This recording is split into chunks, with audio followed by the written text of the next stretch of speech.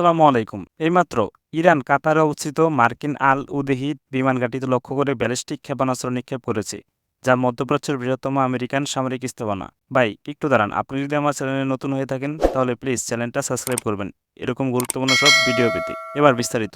দোহার প্রায় ২০ মাইল দক্ষিণ পশ্চিমে অবস্থিত এই ঘাঁটিতে ১০,০০০-এরও বেশি মার্কিন এবং জোট বাহিনী রয়েছে এবং এটি মার্কিন বিমান বাহিনী কেন্দ্রীয় কমান্ড এবং সম্মিলিত বিমান অপারেশন সেন্টারের সদর দপ্তর হিসেবে কাজ করে। কাতার দীর্ঘদিন ধরে যুক্তরাষ্ট্রের অন্যতম ঘনিষ্ঠ নিরাপত্তা মিত্র। দেশটিতে অবস্থিত আল উদেহিদ এয়ারবেস হল যুক্তরাষ্ট্রের মধ্যপ্রাচ্য অঞ্চলের সর্ববৃহৎ সামরিক ঘাঁটি। এই ঘাঁটি থেকেই যুক্তরাষ্ট্রে তাদের আঞ্চলিক বিমান অভিযান এবং নিরাপত্তা তৎপরতা বড় একটি অংশ পরিচালনা করে থাকে। ইরানের প্রতিশোধী হাতিয়ারে চালু করার ঘোষণা। ইরানি সংবাদ সংস্থা তাসনিম জানিয়েছে, তারা অ্যানাউন্স অফ ভিক্টোরি নামের অপারেশন শুরু করেছে, যার উদ্দেশ্য ছিল যুক্তরাষ্ট্রের সামরিক ঘাঁটিগুলোকে লক্ষ্য করে প্রতিহত করা। সেই মোতাবেক কাতারে প্রথমতভাবে লক্ষ্য হলো আল উদেহিদ বিমান ঘাঁটি, যা মধ্যপ্রাচ্য মার্কিনীর একটি প্রধান কেন্দ্র।